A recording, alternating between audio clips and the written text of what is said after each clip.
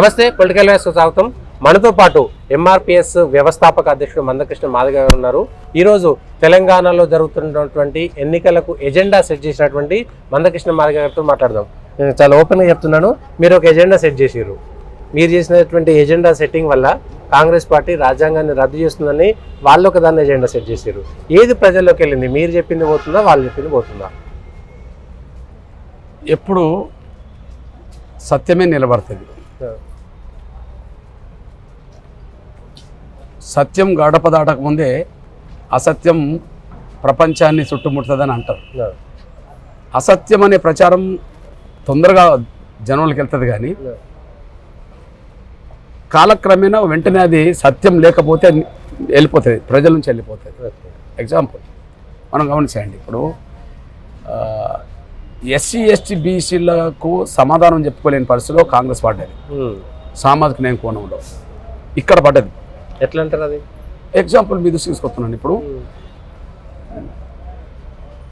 కర్ణాటకలో ఎస్సీ ఎస్టీల రిజర్వేషన్లు బీజేపీ ప్రభుత్వం పెంచింది. ఇక్కడ పెంచుతామని మల్లికార్జున ఖర్గే నాయకత్వంలోనే ఎస్సీ ఎస్టీ డిక్లరేషన్ జరిగింది, అదే మన చేవెళ్ళలో కదా. మరి 5 నెలలు గడిచిపోయింది కదా, గవర్నమెంట్ వచ్చి 5 గంటల పని కూడా కాదు, 5 నిమిషాల పని జీవో తీయడం అనేది. ఎస్సీ ఎస్టీ రిజర్వేషన్లు రాష్ట్ర ప్రభుత్వాలు పెంచుకోవచ్చు. కర్ణాటక ప్రభుత్వం పెంచింది కదా, దాన్ని ఏమి రాజ్యాంగ సవరణ అవసరం లేదు కదా. ఇక్కడ ఎన్టీ రామారావు గారు అప్పుడు పెంచిండు కదా, 14 నుంచి 15 ఎస్సీలకు చేసిండు, 4 నుంచి 6 ఎస్టీలకు చేసిండు. మొన్నటికి మొన్న కేసీఆర్ గారు కూడా 6 నుంచి 10% ఎస్టీలకు చేశాడు కదా. మరి ఇప్పుడు 5 నెలలు గడిచినప్పుడు రిజర్వేషన్లు ఎందుకు పెంచాలి? ఇక్కడ నంబర్ 1 బీజేపీ ప్రభుత్వం పెంచింది కదా. రిజర్వేషన్లు ఎత్తమని మీరు ప్రచారం చేసే పార్టీ రిజర్వేషన్లు పెంచింది కదా. రిజర్వేషన్లు కాపాడతామన్న మీరు పెంచుతామన్న వాళ్ళు మీరు ఇక్కడ పెంచాలి. అంటే సత్యం ఎవరు నిలబడ్డట్టు అసత్యం, నువ్వు అసత్యం ప్రచారం చేస్తున్నావు. రెండోది, ఇక్కడ ఈ ఎన్నికల్లో అసెంబ్లీ ఎన్నికల్లో జరిగిన పరిణామాలు ఏంటంటే, కారణాలు ఏమైనా కేసీఆర్ కుటుంబం మీద బాగా వ్యతిరేకత వచ్చింది. కుటుంబ పెత్తనం వల్లనో, వాళ్ళ మాటల వల్లనో, వాళ్ళ పోకడల వల్లనో, వాళ్ళ కుటుంబ అవినీతి వల్లనో ప్రజల్లో వ్యతిరేకత వచ్చింది. ఆ వ్యతిరేకతను ప్రతిపక్షంగా క్యాచ్ చేసుకునేది. ప్రజలు అటు వైపు ఓట్లేసి ఓకే బీజేపీ ఓటు పెరిగింది, సీట్లు పెరిగినాయి, కానీ ప్రతిపక్షంగా ప్రజలు దాన్ని ఆదరించారు అంతే. అంటే కాంగ్రెస్ మీద ప్రేమతో ఓట్లేసిందని కాదు, కోపం బీఆర్ఎస్ మీద ఉండడం వల్ల ఓట్లేశారు కదా. మరి ఇప్పుడు కాంగ్రెస్ మీద అప్పుడు కొంతమంది మాదిగలు ఓట్లేసింది అనుకో, ఇప్పుడు కాంగ్రెస్కు మాదిగలు ఓట్లేయరు. ఎందుకు ఎత్తారు? ఇప్పుడు 4 ఎస్సీ స్థానాలు రిజర్వేషన్లో ఎన్నికలు జరుగుతున్నాయి ఏకకాలంలో. 3 లోక్సభ, కంటోన్మెంట్ అసెంబ్లీ. తెలంగాణలో అతిపెద్ద జనాభా గల కులం మాదిగలు. ఎస్సీలో 70% మంది మాదిగలు ఉంటారు. ఎస్సీలో 4లో 3 మాదిగలకు ఇవ్వాలి. కాంగ్రెస్ ఒక్కటి కూడా ఇవ్వలేదు కదా. ఒక్కటి కూడా ఇవ్వలేదు కదా. అంటే ఇదంతా జనంలోకి వెళ్ళేది కదా, ఇదంతా పబ్లిక్లోకి వెళ్ళింది కదా. అంటే మమ్మల్ని గుర్తించలేదు, మమ్మల్ని అవమానించింది కాంగ్రెస్ అని నేను బయట మాట్లాడడం పక్క పెట్టండి. కాంగ్రెస్ లో ఉండబడి మాదిగ లీడర్లోనే అభిప్రాయం ఉన్నది కదా. మా మోత్పల్లి నరసింహ సీనియర్ కాంగ్రెస్ లీడర్ ఆయనే వచ్చి బయట చెప్పాడు కదా. అంటే ఏమవుతుంది, మొన్న కేసీఆర్ని ఓడించడం కోసం మాదిగల్లో కొంతమంది కాంగ్రెస్ కేసీఆర్ కానీ ఇప్పుడు కాంగ్రెస్ వేయరు కదా. అంటే కాంగ్రెస్ డిఫెన్స్ లో పడ్డది, మాదిగలకు సమాధానం చెప్పుకోలేని పరిస్థితులు పడ్డది, కానీ ఓట్లు అడిగిన అయితే కోల్పోయింది. అట్లనే బీసీలకు సంబంధించిన ఆనాడు కాంగ్రెస్ గెలవడానికి బీసీల సపోర్ట్ కూడా కొంత ఉన్నది. వాస్తవానికి బీజేపీ బీసీ ముఖ్యమంత్రి నిర్ణయం తీసుకొచ్చినా కూడా ఎందుకో కేసీఆర్ని ఓడిద్దామనే ఆలోచనతో బీసీ సమాజం ఉండడం వల్ల ఆనాడు కాంగ్రెస్గా ఓటేశారు.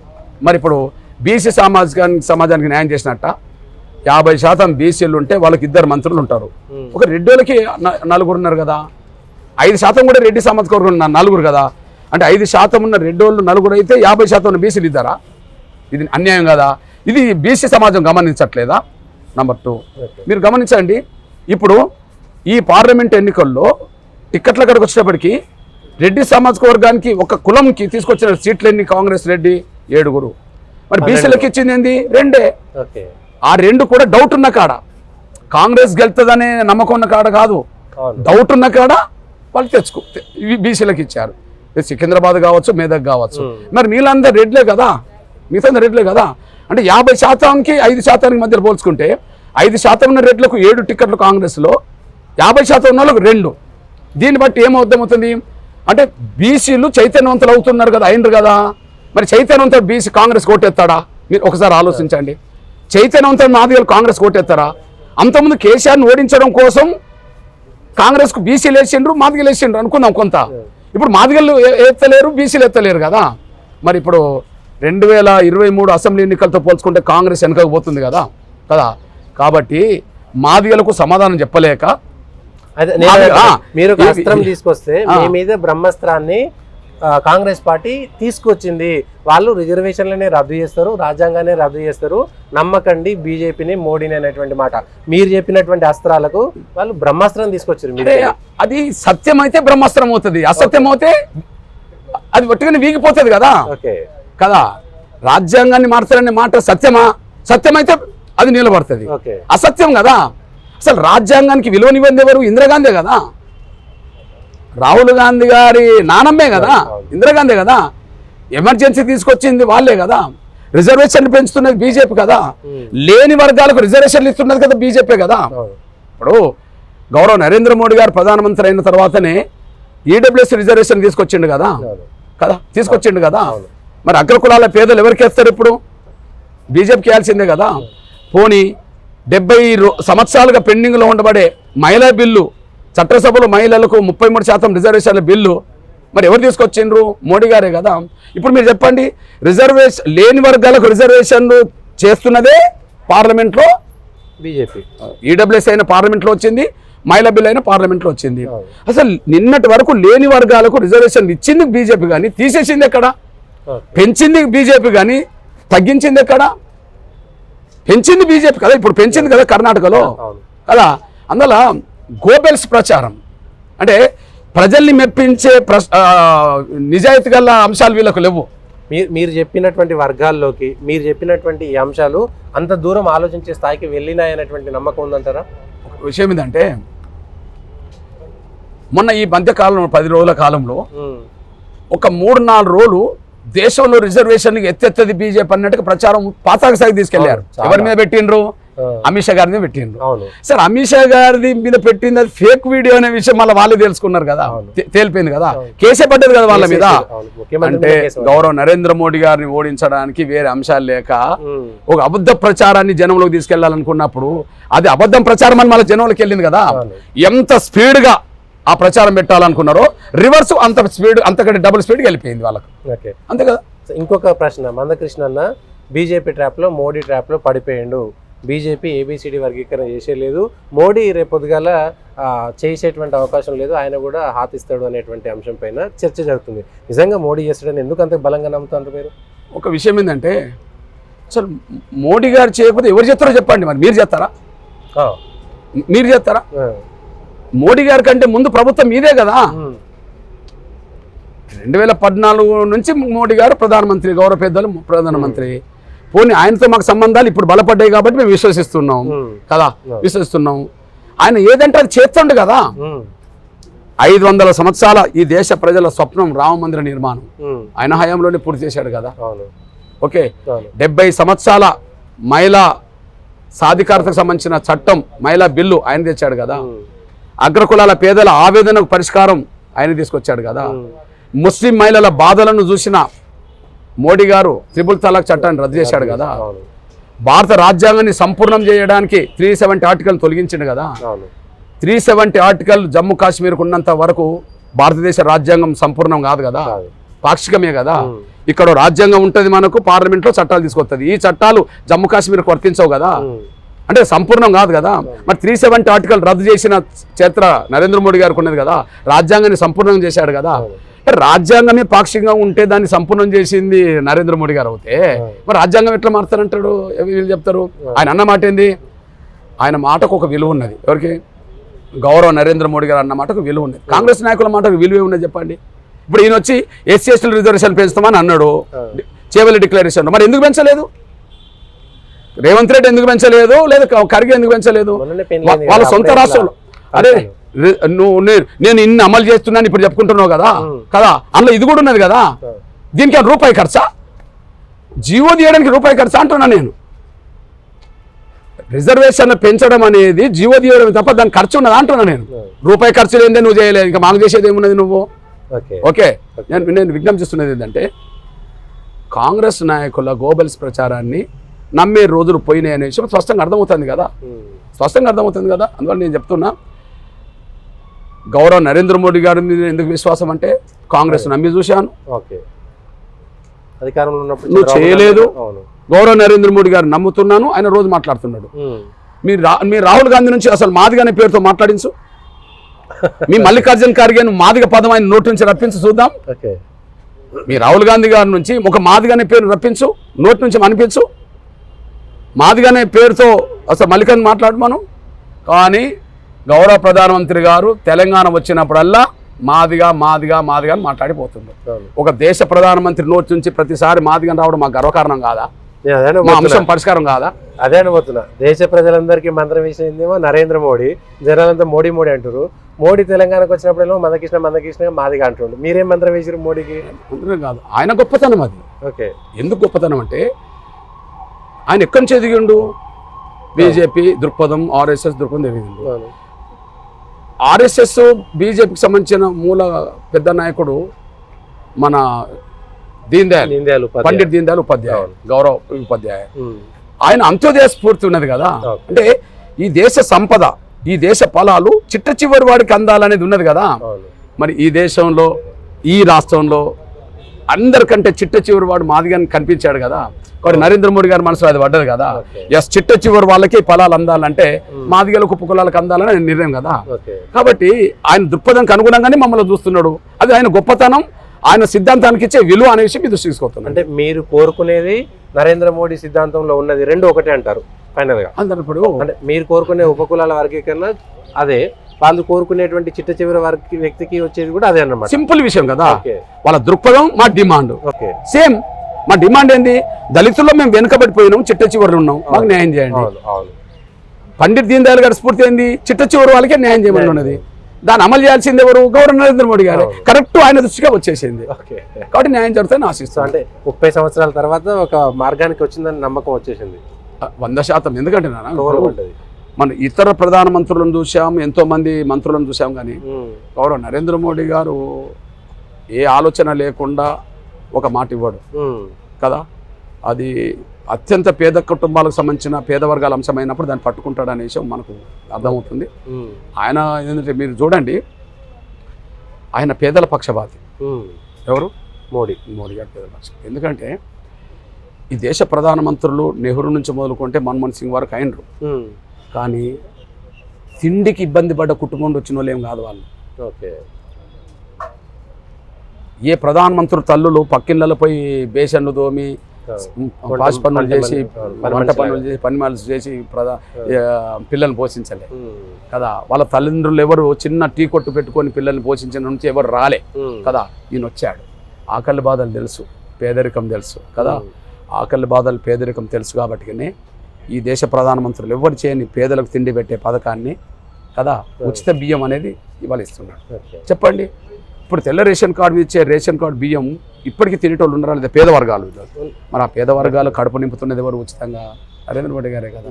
అంటే అంత సూక్ష్మంగా కింది స్థాయిలో పేదలకు న్యాయం చేసే వ్యక్తి ఎవరన్నా ఉంటే నరేంద్ర మోడీ గారే. మీరు గమనించండి, సామాజిక నేను పెద్దపీటెత్తున్నది అతనే. ఎగ్జాంపుల్, మీరు నెహ్రూ కాలం నుంచి మొదలుకుంటే మన్మోహన్ సింగ్ గారి కాలం వరకు కేంద్ర మంత్రివర్గంలో మంత్రుల సంఖ్య, సామాజిక వర్గాలు చూడండి. ఎప్పుడు నెహ్రూ నుంచి మన్మోహన్ సింగ్ గారి వరకు ప్రధానమంత్రులు ఎవరన్నా కానీ 30-35% SC/ST బీసీల సంఖ్య దాటలే. 100కు SC/ST బీసీల సంఖ్య 30-35 దాటలే. అన్ని వర్గాలు కలిపి అంత ఉన్నత వర్గాలే ఉండేవాళ్ళు. కానీ గౌరవ నరేంద్ర మోడీ గారి ప్రభుత్వంలో 60% దాటింది. ఎగ్జాంపుల్, 77 మంది మంత్రులు ఉంటే 27 మంది బీసీలు, 12 మంది SCలు, 8 మంది STలు. ఓకే, 47 మంది. 77లో 47 అంటే 60% దాటింది కదా. మన మైనార్టీలు కూడా ఉన్నారు. అంటే నేను SC/ST బీసీల గురించి మాట్లాడుతున్నా. 60% దాటింది కదా. కాంగ్రెస్ ఎప్పుడు చెప్పినా సామాజిక న్యాయం SC/ST బీసీలు అని మాట్లాడే కాంగ్రెస్ 35% దాటనివ్వలేదు కదా. ప్రధానమంత్రి కూడా బీసీ, మళ్ళీ ఇప్పుడు ఓబీసీ. అందుకనే అతను ఓబీసీ కాబట్టినే వీళ్ళ సంఖ్య పెంచిండు. పేదోడు కాబట్టినే ఉచిత బియ్యం ఇస్తున్నాడు. ఇది ఇంపార్టెంట్. అంటే ఆయన ఏ సామాజిక నేపథ్యం వచ్చిండో అది విస్మరించలే. అక్కడికి వెళ్ళి ఏ పేదరికం వచ్చిండో అది గుర్తించుకున్నాడు. అంతకంటే గొప్ప నాయకుడు ఎవరన్నా ఇప్పుడు మన కళ్ళ ముందు. ఇంకో విషయం చెప్తున్నాను, ఇప్పుడు రేవంత్ రెడ్డి ముఖ్యమంత్రి, ఆయన మంత్రివర్గంలో SC/ST బీసీల పర్సెంటేజ్ ఎంత? మీరే చెప్పాలి ఆ లెక్క కూడా చెప్పాను. 12 మంది ఇప్పుడు ఉంటే 5 ఎస్సీ ఎస్టీ బీసీలు, ఓకే 7 ఓసీలు, అందులో 4 రెడ్లే. 50% బీసీలు ఇద్దరు అవుతే 5% ఉన్న రెడ్లు 4 ఉన్నారు. ఓకే 7 ఉన్నారు కదా, వెలమ ఒకరు, బ్రాహ్మణ్ ఒకరు, కమ్మ ఒకరు, రెడ్లు 4, 7. 12 మందిలో 5 కదా ఎస్సీ ఎస్టీ బీసీలు, 7 వీళ్ళు కదా. మరి పెద్దపీట రేవంత్ రెడ్డి గారు గవర్నమెంట్ ఎవరికి వేసింది? ఉన్నత వర్గాలకు వేసింది. ఏం నీతులు మాట్లాడతారు ఏంది వీళ్ళందరూ కలిసి? ఓకే కేసీఆర్ పాలన సంగతి ఏంటిది? కేసీఆర్ పాలనలో 18 మంది మంత్రులు, 18 మంది మంత్రుల్లో 12 మంది ఓసీలు కదా, 12 మంది ఓసీలు కదా. నన్ను 6 కదా, 3 బీసీలు ఉన్నారు లాస్ట్ గవర్నమెంట్లో, లాస్ట్కు ఒక ఎస్సీ ఎస్టీ మైనారిటీ, 3 వీళ్ళు, 3 BC, 6. SC ST BC minority వర్గాల సంఖ్య జనాభాలో 90% అవుతే వాళ్ళు 6 మంత్రులు అవుతే కదా, 10% ఉన్న వాళ్ళు 12 మంది అయ్యారు కదా.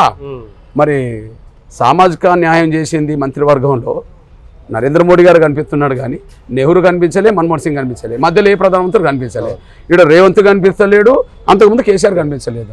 మరి సామాజిక న్యాయం అంటే మాటలు చెప్తే వచ్చేదేంది? అమలు చేసి చూపెడుతున్నాడు కదా, అక్కున చేర్చుకుంటున్నాడు కదా ఈ వర్గాలను, మన కళ్ళ ముందు కనిపిస్తుంది కదా. అదే సమయంలో మీరు అర్థం చేసుకోండి, ఇప్పుడు కాంగ్రెస్ నరేంద్ర మోడీ గారి కంటే ముందు 10 ఏళ్ళు మన్మోహన్ సింగ్ గారి ప్రభుత్వం కదా, ఆయన ప్రభుత్వంలో 2 రాష్ట్రపతులు చేసింది, ప్రణబ్ ముఖర్జీని చేసింది, ప్రతిభా పాటిల్ చేసింది. మరి 2 ఉన్నత వర్గాలే కదా. మరి గౌరవ నరేంద్ర మోడీ గారు ఓబీసీ కదా, ఎవరిని పైకి తీసుకొచ్చిండు?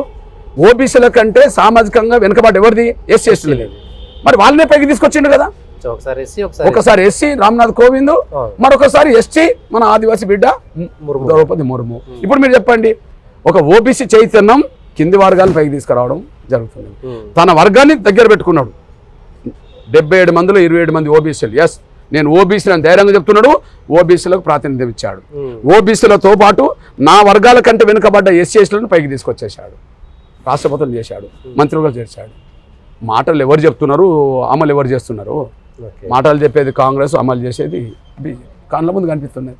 మీరు గ్రామాల్లోకి వెళ్ళినప్పుడు ఈ చైతన్యము గ్రామాల్లో ఈ ఆలోచన విధానము ప్రజల్లో కనిపించింది అంటారా? మీరు అన్ని ఊర్లలోకి వెళ్తున్నప్పుడు ఆ ప్రజల్లో మీరు చెప్పినటువంటి ఆలోచన ధోరణి, అరే నిజం మోడీ ఇట్లా చేసిండు, వీళ్ళు ఇట్లా ద్రోహం చేసినటువంటి చర్చ జరుగుతుందంటారా?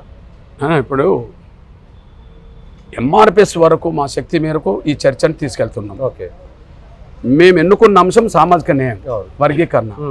దీనికి వర్గీకరణకు న్యాయం చేస్తామన్నది మోడీ గారే, సామాజిక న్యాయానికి పెద్దపీట ఇస్తున్నది మోడీ గారే, పేదలకు తిండి పెడుతున్నది మోడీ గారే, దేశాన్ని కాపాడుతున్నది మోడీ గారే, కాపాడేది మోడీ గారే అని చెప్పదలుచుకుంటే చెప్పేస్తున్నాను నేను. ఓకే, ఎంఆర్పిఎస్ ఏబిసిడి వర్గీకరణ ఎంత దూరం వచ్చిందని నమ్ముతున్నారు? అంటే మొన్న కోర్టు అయింది, తర్వాత జాయింట్ సెక్రటరీ తోటి ఒకటి ఇచ్చారు, సుప్రీంకోర్టుకు ఒక అఫిడవిట్లు ఇచ్చారు, ఇది ఎంత దూరం వచ్చిందనేటువంటిది చెప్పుకోవచ్చు? ఇప్పుడు 30 ఏళ్ళుగా ఎస్సీ వర్గీకరణ కోసం పోరాటం జరుగుతుంది. అందరినీ నమ్మి చూసాం, అందరికీ మద్దతు ఇచ్చి చూసాం, అందరూ మమ్మల్ని ఉపయోగించుకున్నారు. ఒక చంద్రబాబు నాయుడు గారు ఉమ్మడి ఆంధ్రప్రదేశ్లో చేస్తా అన్నాడు, చేసిండు. మేము సహకరించినందుకు మా ఫలితం కూడా మా జాతి అనుభవించింది, అది పక్క పెట్టేది. కాంగ్రెసే చేస్తామని చేయలేదు, మా సహకారం తీసుకున్నా చేయలేదు. ఓకే, అది మన ఇప్పటికూ కనిపిస్తున్న చరిత్ర. కానీ బీజేపీ చేస్తుందని ఎందుకు నమ్మకం ఉన్నదంటే, గౌరవ నరేంద్ర మోడీ గారు జూలై 8న మొదటిసారి ప్రధానమంత్రిని నేను వరంగల్లో కలిశాను. వరంగల్లో కలిసి వినతిపత్రం ఇచ్చాను. అప్పుడు గౌరవ కిషన్ రెడ్డి గారు పక్కనే ఉన్నాడు. వర్గీకరణ చదువుకొని, కృష్ణ నేను వర్గీకరణ చేస్తా, నువ్వు ఎప్పటి నుంచో పోరాటం చేస్తున్న విషయం నాకు తెలుస్తూనే ఉన్నది, ఖచ్చితంగా న్యాయం చేస్తామని దాన్ని దగ్గర తీసుకొని మాట్లాడాను. అప్పుడు నేను అప్పీల్ చేశాను, సార్ ఎప్పుడన్నా ఒక మీటింగ్ పెడతా, 1 గంట సమయం మా మీటింగ్ రారా సార్ అన్నా నేను. మీరే ప్రపోజల్ పెట్టి అక్కడ జూలై 8 ఎప్పుడన్నా ఒక మీటింగ్ పెడతా సార్, మా కులం అంటే చాలా చిన్న సొప్పు ఉన్నది సార్, మా కులాన్ని చాలా తక్కువ చూశారు సార్, అట్లాంటి కులం పక్షాన్ని ఒక ఉద్యోగం చేస్తున్నాం సార్, 30 ఏళ్ళ సుదీర్ఘ పడ్డ సార్, మీరు ఒక మీటింగ్ రండి సార్. ఖచ్చితంగా వస్తా అన్నాడు. కిషన్ రెడ్డి గారికి చెప్పాడు, మీరు ఇద్దరు కలిసి తేదీ నిర్ణయించుకొని మాకు చెప్పమన్నాడు. తేదీ నిర్ణయించి చెప్పాము. హైదరాబాద్కి వచ్చిండు కదా. ఈ దేశ ప్రధానమంత్రులు ఎవరు ఒక కులం మీటింగ్ వచ్చిన చరిత్ర లేదు. ఓకే, ఆయన అందులో దళిత జాతి కాడికి వచ్చేసాడు. వచ్చినప్పుడు వేదిక మీద చెప్పాడు, ఖచ్చితంగా నేను మాదిగలకు న్యాయం చేస్తా. ఈ ప్రక్రియ సుప్రీంకోర్టులో ఉన్నది, సుప్రీంకోర్టులో ఈ ప్రక్రియను వేగవంతం చేసేటట్టుగా కేంద్రం సపోర్ట్ చేస్తుంది. అదే సమయంలో కేంద్రం వర్గీకరణకు అనుగుణంగా మాట్లాడుతుంది. వేగవంతం చేయడానికి ప్రయత్నం చేస్తాం, సపోర్ట్ కూడా చేస్తాం, ప్రభుత్వం తరపున సపోర్ట్ చేస్తాం. అందరూ అది పరిశీలి చేయడానికి కమిటీ చేస్తాం అన్నాడు. ఓకే క్యాబినెట్ సెక్రటరీ అధ్వర్యంలో, క్యాబినెట్ సెక్రటరీ ఏంది ఆయన పక్కన ఉండేది అయినా కదా కదా పెద్ద ఆయన పక్కన కదా హైయెస్ట్ అయినే కదా, ఆయనతోటి చైర్మన్ చేశాడు కదా. ఆయనకి ఇంట్రెస్ట్ ఎంత ఉంటే మరి క్యాబినెట్ సెక్రటరీ లేకపోతే జనరల్గా ఇస్తారు, వేసాడు. కమిటీ ప్రక్రియ ముందుకు సాగింది, సుప్రీంకోర్టులో విచారణ జరిగింది, సుప్రీంకోర్టుకు వర్గీకరణకు అనుకూలంగా కేంద్రం సపోర్ట్ చేసింది, జడ్జిమెంట్ రిజర్వ్ ఉన్నది. ఆ జడ్జిమెంట్ ఎప్పుడైనా రావచ్చు, నెలకు వస్తుందో 10 రోజులకు వస్తుంది. జడ్జిమెంట్ ఎట్లొచ్చినా వర్గీకరణ జరగడం ఖాయం. ఓకే, అనుకూలం. ఫైనల్గా ఒక్క క్వశ్చన్, నరేంద్ర మోడీని మీ సభలో చూసినాం, ఇది చాలా పెద్దది, లక్షల మంది సభను నరేంద్ర మోడీ వస్తారంటే జన సమీకరణ చేసారు, అంతమంది వచ్చేసారు. ఆ సభలో మీరు ఉద్వేగానికి గురయ్యారు, కళ్ళల్లో నీళ్ళు వచ్చినాయి. నరేంద్ర మోడీ కూడా మిమ్మల్ని చూసి ఆయన కూడా ఉద్వేగానికి గురై ఆయన కళ్ళల్లో కూడా నీళ్ళు వచ్చినాయి. నిజంగా కెమెరా ముందు జరిగింది ఇది నిజమేనా? కెమెరా వెనకాల మీరు ఇద్దరే మాట్లాడుకున్నప్పుడు కూడా నిజంగా మీ పట్ల అంతే ప్రేమతో మాట్లాడిందా? ఇప్పుడు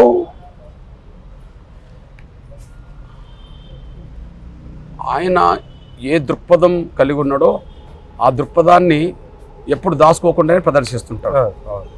ఆయన కెమెరా ముందు ఒక తీరుగా, కెమెరా అవుతుంది ఒక తీరుగా ఉండే మనిషిగా మనకు కనిపించడు. అది ఓకే, మీ దృష్టికి తీసుకొస్తున్నాం. ఓకే, జూలై 8న మేము కలిసినప్పుడు నేను ప్రధానమంత్రిగా 3 సార్లు కలిశాను.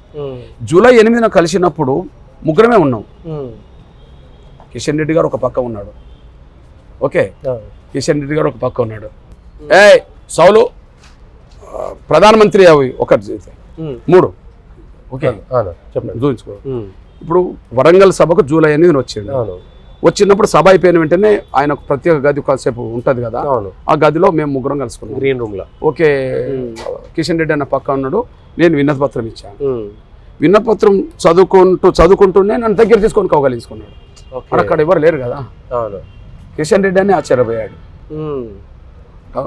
కౌగలించుకున్నాడు. అప్పుడే నేను అడిగా, సార్ వర్గీకరణ చేస్తారనే మాట మీరు ఇస్తున్నారు కాబట్టి నేను నమ్ముతున్నా సార్, కానీ ఒక మీటింగ్ రండి సార్, ఇంకా జాతి నమ్ముతుంది, సమాజం నమ్ముతుంది సార్. ఇప్పుడు మీ మధ్యలో నేను మాట్లాడాను, నేనే చెప్పాలి పేపర్తో. ఎప్పుడు చెప్తే ఇచ్చిండో ఇయ్యలేదో హామీ కృష్ణన్నట్లు చెప్పుకుంటారు అంటారు సార్, కానీ మీరు జనంలోకి వచ్చి చెప్తే మా జాతి విశ్వసిస్తుంది సార్ అని చెప్పాను. ఓకే, మరి వేదిక మీద అదవుతే మరి గిదేంది, ఇది ఎక్కడిది? ఒక రూమ్దే కదా. ఇది జూలై 8 నేను ఇచ్చింది ఎప్పుడు? వినతి పత్రం చదువుకున్నాడు కదా అదే రోజు. ఓకే, మరి చదువుకున్న అతను వెంటనే దగ్గర తీసుకున్నాడు కదా. ఒక ప్రధానమంత్రి మరి ఒక గదిలో కూడా ఎందుకు దగ్గర తీసుకున్నాడు? అక్కడ ఎవరు లేరు కదా, షో చేయాల్సిన అవసరం లేదు కదా. ఇదేం చెప్పండి? ఓకే, ఇదేందో చెప్పండి. నిన్న వరంగల్ సభలో కూడా చూసిన సేమ్ అట్లనే మళ్ళీ. ఓకే, అది చెప్పింది. నంబర్ 1, ఇది ఎవరి చూడని సమయంలో జూలై 8. మరి ఇది ఇంకా ఇదంతా జనరల్ ఇద్దరం కలిసి లాస్ట్ నిమిషంలో ఆయన చేయి పట్టుకొని వచ్చి నిలబెట్టాడు. కానీ మరి నిన్నటి కంటే జూలై 8 కంటే, నిన్న వరంగల్ కంటే జూలై 8 కంటే మరి నన్ను ఓదార్చిండు కదా. వాళ్ళు గుండె మీద పెట్టుకున్నాడు కదా తాను. పోతున్నప్పుడు నా నొసటి ముద్దాడిపోయాడు కదా. ఓకే, ముద్దాడిపోయాడు కదా. ఎందుకు? అరే ఒక న్యాయం కోసం 30 ఏళ్ళ పోరాటం నడుపుతున్నాడు, అంత్యోదయ స్ఫూర్తి కదా, దానికోసం కొట్లాడుతున్నాడు కదా అని చెప్పి ఆయనలో ఎక్కడో ఒక దిక్కు గొప్ప మనసు ఎంఆర్పిస్ పడ్డది. కాబట్టి అది ప్రదర్శన. ఇప్పుడు నిన్న మీరు చూశారు వరంగల్లో. ఓకే, నిన్న వరంగల్లో మీరు అది ఇంకా అది చూడండి, అది ఎట్లా అందరినీ ఇట్లా చూసుకుంటూ పోతున్నాడు. నేను ఇట్లా నిలబడ్డా, నన్ను చూసుకొని ఇట్లా వచ్చి కౌగలించుకున్నాడు. అంటే ఆయనలో ఉండబడే గొప్పతనం కదా. అసలు నాన్న ప్రధానమంత్రులు అనేటోళ్ళు ఆ స్థాయిలో ఉన్నోళ్ళు ఇంత దగ్గర కానీ ఉంటారు అన్న చెప్పి, ఇంత దగ్గర అత్యంత సామాన్యులకు దగ్గర వచ్చి నిలబడి కూర్చొని వాళ్ళని పలకరించి ఏమైనా ఉంటారా?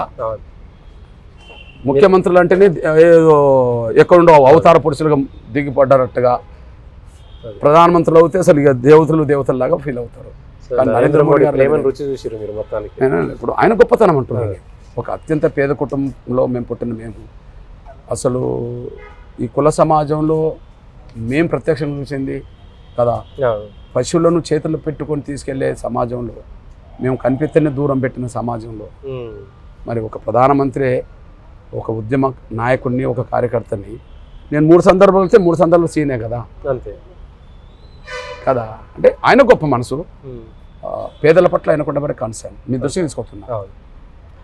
ఆయన యుద్ధంలో సైన్యాధిపతే, కానీ ఎవరన్నా ఇబ్బందులు పడుతున్న వాళ్ళు లేదా తన మనసుకు నచ్చిన వాళ్ళు బాధపడితే ఆయన కన్నీరు తీస్తాడు. మరి మన ఎవరు జమ్మూ కాశ్మీర్ ఆయన గులాం నబీ ఆజాద్, ఆయన రాజ్యసభ సభ్యుడిగా రిటైర్డ్ అవుతున్న రోజు ఆయనను గుర్తు చేసుకొని నరేంద్ర మోడీ గారు కళ్ళనీళ్ళు తీశాడు కదా. ఆయన స్నేహాన్ని గుర్తు చేసుకొని కళ్ళనీళ్ళు తీశాడు కదా. అది నటనంటమా? ఓకే. మన ఇది చంద్రయాన్ 2 నాది, చంద్రయాన్ 2 ఫెయిల్ అయినప్పుడు సైంటిస్ట్ శివన్ దగ్గర తీసుకొని ఓదార్చాడు కదా, ఓదార్చాడు కదా. అంత గొప్ప మనసు ఉంటేనే కదా అది చేసేది కదా. అందువల్ల నరేంద్ర మోడీ గారు సమర్థుడైన సైన్యాధిపతి, సాహసాల్లో శక్తివంతుడు. అతను సాహసాలు చేయడంలో శక్తివంతుడు, కానీ మనసు వెన్నపోస, అంటే స్పందించే గుణం ఉన్నాడు. ఆ గొప్ప మనసే మమ్మల్ని అట్లా దగ్గర తీసుకుంది. సో ఫైనల్గా మొత్తానికి నరేంద్ర మోడీ గారి ద్వారా 30 ఏళ్ళ మీ కళ అంటే సమాజం కళ అనుకోవచ్చు ఒక విధంగా. సో మీ ఒకవేళ ఎంఆర్పిఎస్ ఉద్యమం కనుక ఒక చరమాంకం వచ్చేసి సక్సెస్ అయితే కనుక అది తెలంగాణలో పెద్ద పెనుమార్పు అవుతుంది. అది రాజకీయాల్లో కానీ సామాజికంగా కానీ అదొక చరిత్ర సృష్టించేటువంటి అంశం. అది మీ ద్వారా నరేంద్ర మోడీ ద్వారా అవ్వాలని ఆకాంక్షిస్తూ, ఎందుకంటే 30 ఏళ్ళ పోరాటం, ఎందుకంటే ఎక్కువ పోరాటం చేయడం కూడా మంచిది కాదు, ఎక్కడో చోట దానికి రావాలి. ఇది నరేంద్ర మోడీ గారికి సంబంధించి సరి అయిన వ్యక్తి చేతిలో సమస్య పడ్డది, సమర్థుడైన చేతిలో దానికి 30 ఏళ్ళ కాలం ఎదురు చూడాల్సింది. ఎదురు చూడడంతో పాటు నిలబెట్టుకుని రావాల్సి వచ్చింది. అవును, ఎదురు చూడడం కాదు, దాని వైపు నడుపుకుంటూ తీసుకొచ్చి ఆ దశలో వచ్చింది. కరెక్ట్ ఎవరి చేతిలో సమస్య పడాలో వాళ్ళ చేతిలో పడ్డాయి. ఓకే సార్, ఇది మందకృష్ణ గారు నరేంద్ర మోడీ గారికి సంబంధించి, అంటే కెమెరా ముందు మనం చూసిన అంశాలు కాదు, కెమెరా వెనకాల నరేంద్ర మోడీ ఉన్నటువంటి ఆర్ద్రత, ఆయన మనసును అర్థం చేసుకున్నటువంటి విధానము. సో మొత్తానికి నరేంద్ర మోడీ పైన పూర్తి స్థాయి భరోసా, నమ్మకాన్ని పెట్టారు. కొద్ది నెలల్లో ఏం జరగబోతుందో చూద్దాం.